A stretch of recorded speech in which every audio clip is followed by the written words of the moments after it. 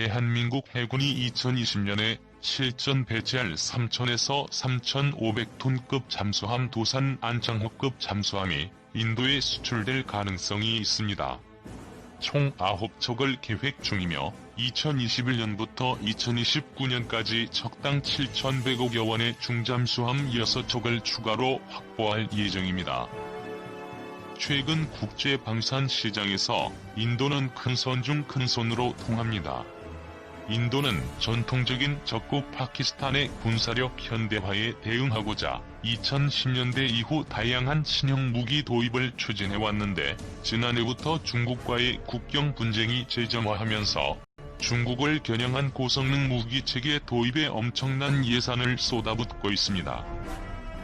한때 비동맹 국가의 맹주였던 인도군 무기는 여러 나라에서 무기를 사들인 탓에 영국제와 소련제, 이스라엘제, 심지어 남아프리카 공화국제 무기도 널려 있습니다. 인도 정부는 엉망진창이 된 군수지원 체계를 바로잡고 무기체계 운용을 정상화하는 한편 무기체계 기술 자립을 위해 무기체계 국산화에 총력을 기울이고 있습니다. 현재 진행되고 있는 차세대 잠수함 사업이 바로 이러한 유형입니다. 인도는 잠수함 발사 탄도미사일을 탑재하는 전략 원자력 잠수함 아리안트급을 자체 개발해 2척을 배치하고 있으며 이를 지원하는 공격용 원자력 잠수함으로 러시아제 아굴라 II급 한 척을 임차해 운용 중이지만 인도 해군 수중함대의 실질적 주력은 14척을 운용하고 있는 재래식 잠수함입니다. 노후화된 잠수함 12척 전량을 18척의 신형 AIP 잠수함으로 대체하는 차세대 잠수함 사업을 진행하고 있습니다.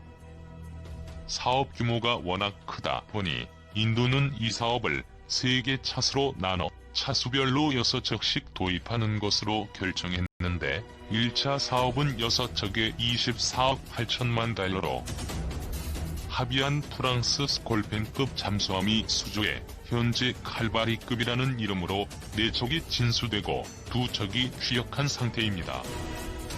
그런데 칼바리급은 재래식 잠수함은 1,800톤도 채 되지 않는 소형 잠수함으로는 인도 해군의 작전적 소유를 완전히 충족할 수 없었고 이에 인도는 2차 사업에서 더욱 강력한 성능의 대형 잠수함을 요구하고 나섰습니다. 이번 잠수함 사업에서 인도에 요구하는 조건은 인도 현지 생산과 높은 국산화율을 달성하는 것이 첫 번째였고 기존에 보유한 재래식 잠수함보다 지속 잠항 능력과 공격 능력이 월등하게 뛰어나야 한다는 것이 두 번째입니다. 인도의 조선 업체들은 독자적인 잠수함 설계 및 건조 능력이 없었기 때문에 인도는 이들 업체와 협력할 해외 파트너를 찾아 나섰습니다. 사업 규모는 75억 달러. 주요 잠수함 메이커는 모두 입찰 참가 의사를 밝혔습니다. 독일, 스페인, 러시아 등의 잠수함 제조 기술 국가들이 도전장을 내밀었지만 우리나라가 전략적 임무에 투입하기 위해 개발한 도산 안창호급 개량형은 연안 방어 임무 정도에 특화된 다른 경쟁 모델과는 비교할 수 없는 강력한 능력을 보여주고 있고 DSME 모델은 수중 배수량 3,705톤 안팎으로 이번 경쟁 모델 가운데 스페인 나반티아의 S80 다음으로 크며 엄한에서 개발한 고성능 연료전지를 탑재해 1개월에 가까운 수중 지속 잠항 능력도 갖추고 있습니다. 지속 잠항 능력에서부터 경쟁 모델과 비교가 되지 않는 수준으로 잠항 속도 역시 20노트로 경쟁 모델 중 가장 빠르며 고품질 HY100 고장력 강을 사용해 300m급까지 안정적으로 잠항할 수 있는 우수한 잠항 능력도 갖췄습니다. 무장 능력은 다른 경쟁 모델과 비교 자체를 불허하는 압도적 수준입니다. ATP 방식은 방사 소음도 적지만 다른 방식보다 부피가 작아 공간 운용 효율이 높으며 현존 어뢰발 사관 방식 중 가장 빠른 연속 발사 능력을 제공합니다. 이열의 발사관에서는 현존 최강의 중후뢰 가운데 하나로 평가받는 사거리 50km급의 범상어 중후뢰와 하푼블록 II 버전이 탑재되며, 이와 별개로 선체 상단에 수직 발사관이 설치돼 사거리 1500km급의 순항 미사일 12발 또는 800km급 탄도미사일 6발을 수납할 수 있습니다. 한국의 안정적인 사업 관리 능력도 인도가 주목하는 부분입니다.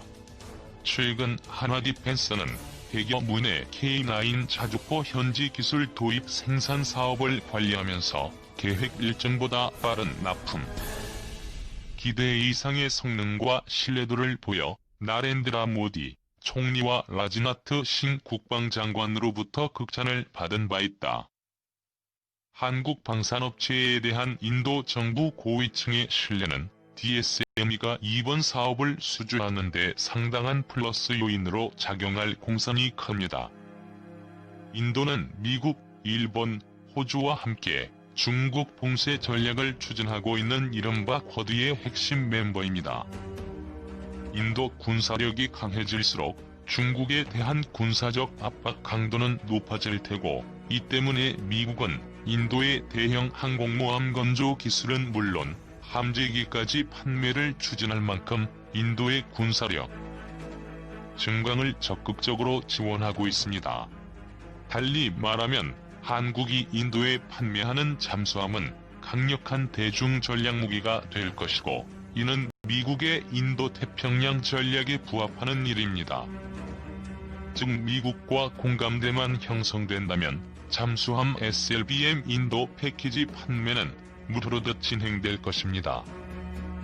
이번 인도 잠수함 수주전은 단순히 인도라는 지구 반대편 나라에 잠수함이라는 무기를 파는 영업 행위가 아니라 미중 대립구도 속에서 우리가 막대한 경제적 이익과 더불어 미국의 대중국 포위 전략에 기여해 상당한 전략적 지위 향상을 노려볼 수 있는 기회가 될 것입니다. 이 포스팅은 얼마 전 올렸었는데 수정한다고 했던 것이 그만 삭제를 누르고 말았네요. 우울해서 포스팅을 다시 올립니다. 개인적으로 이런 글은 아직 군사무기 수출이 확정된 것이 아니기에 포스팅을 하는데 약간의 망설임이 있는데, 워낙 큰 사업이고 또 얼마 전 인도군이 K9 자주포에 크게 만족한 상태이고 비호복함 대공포도 구입할 의사가 크기에 이번 장보고급 잠수함 수출에 큰 기대를 하면서 올려봅니다. 한국, 드디어 핵추진 잠수함 보유국 되나, 관건은 미 설득. 한국도 핵추진 잠수함 보유국이 될 수 있을까? 이 질문을 할 수 있을 만한 본격적인 계기가 드디어 마련됐다. 군이 발표한 국방종기 계획에서 무장 능력과 자막 능력이 강화된 잠수함의 건조가 공식적으로 언급됐기 때문이다.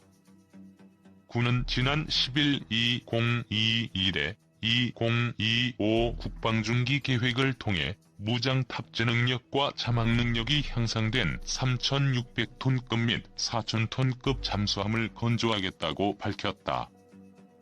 이 가운데 4,000톤급의 경우 핵추진 잠수함이 될 가능성이 점쳐지고 있다. 군 관계자는 전날 기자들과 만난 자리에서 4,000톤급 잠수함의 추진 체계가 핵추진으로 바뀔 가능성이 있느냐는 질문에 현 단계에서 말씀드리는 것은 부적절하다며, 적절한 시점이 되면 별도로 말씀드릴 기회를 가질 예정이라고 말했다. 군 당국은 아직 4,000톤급 잠수함의 추진 체계를 어떻게 할 것인지를 결정하지 않은 것으로 전해졌다. 군 관계자가 즉답을 피한 이유도 그래서다. 하지만 군 안팎에서는 추진 체계가 결정되지 않았다는 것은 핵추진 잠수함이 될 가능성도 닫혀있지는 않다는 것으로 볼 수 있다는 해석이 나온다. 실제로 김현종 청와대 국가안보실 2차장은 지난달 28일 한미 미사일 지침 개정을 발표한 직후 차세대 잠수함은 핵연료를 쓰는 엔진을 탑재한 잠수함이라고 언급했다. 이는 우리 정부가 핵 추진 잠수함 건조를 추진 중이라는 것을 사실상 공식화한 것으로 해석 가능한 부분으로 군 내부에서는 김 차장의 이 같은 언급에 깜짝 놀랐다는 전언이다. 김정은 북한 국무위원장이 새로 건조한 잠수함을 사찰했다고 북한 관영 매체가 지난해 7월 23일 보도했다. 핵 추진 잠수함은 사실 지난해 10월 북한이 잠수함 발사 탄도미사일을 발사했을 당시 이에 대한 우리 군의 적절한 탐지 능력의 부재, 대응 전력 마련의 필요성 제기 등에 따라 본격적으로 검토되기 시작했다. 심승섭 전 해군 참모총장은 당시 해군 국정감사 자리에서 북한 및 주변국에 동시 대응할 수 있는 유용한 억제 전력으로 원자력 추진 잠수함의 유용성과 필요성을 인식하고 있다며 핵 추진 잠수함 관련 태스크포스를 운영하고 있다는 사실을 밝히기도 했다. 군 스스로가 핵 추진 잠수함의 필요성을 인식한 데는 그만한 이유가 있다. 현재로서는 우리 군에 북한의 SLBM에 대응할 만한 시스템이 없다. 이지스함이 미사일 탐지를 하고 있기는 하지만 2019년 11차례 북한의 도발 가운데 5차례가량 탐지를 못한 사실이 있다. 북한은 지난해 10월 SLBM을 발사할 때 수중 발사대를 이용했다. 그러나 원칙적으로는 잠수함에서 발사해야 한다.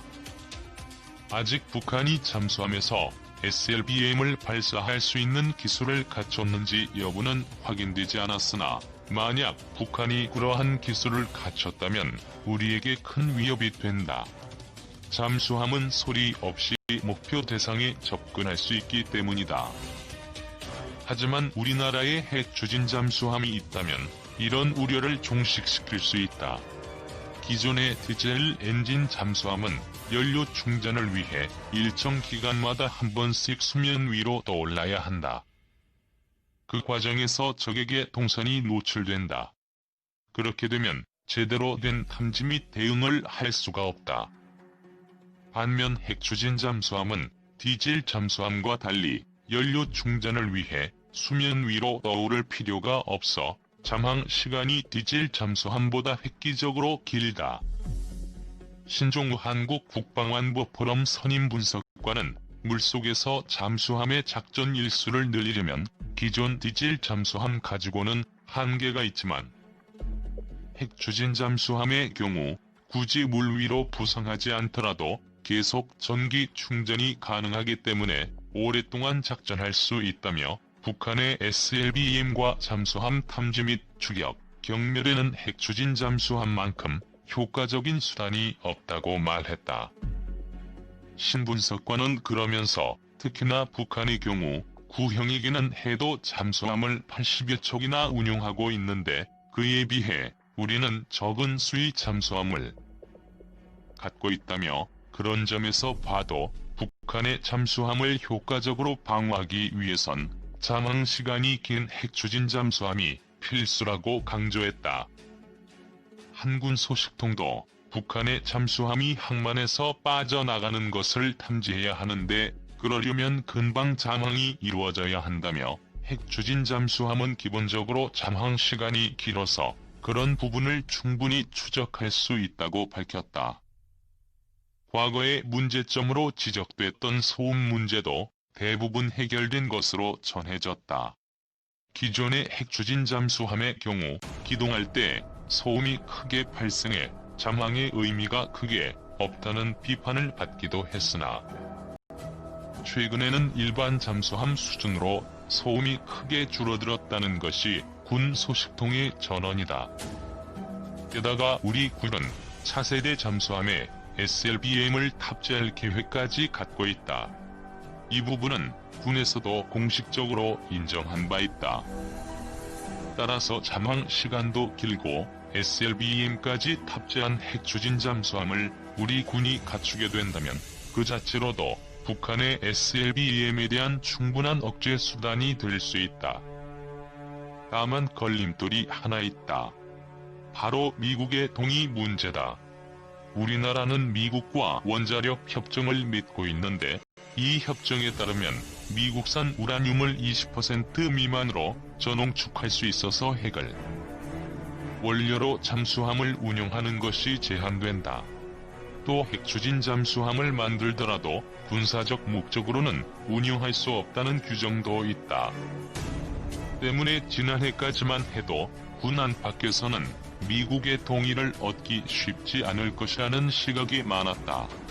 그러나 최근 김현종 차장의 공식 언급 이후 분위기가 크게 바뀌었다. 김현종 차장은 지난달 말 핵추진 잠수함을 언급하면서 한미 원자력 협정과 핵추진 잠수함은 별개이고 전혀 연관성이 없다고 말했다. 이는 정부가 원자력 협정을 개정하지 않고도 충분히 핵추진 잠수함 건조를 추진할 수 있는 보관을 갖고 있다는 뜻으로 해석된다. 일각에서는 정부가 이미 핵추진 잠수함 건조에 대해 미국과 어느 정도는 공감대를 이룬 것으로 보인다는 분석도 나온다. 또 다른 군 소식통은 정확한 진행 상황은 알 수 없지만 김현종 차장의 언급을 보면 큰 문제 없이 핵추진 잠수함 건조를 추진할 수 있을 것으로 보인다고 관측했다.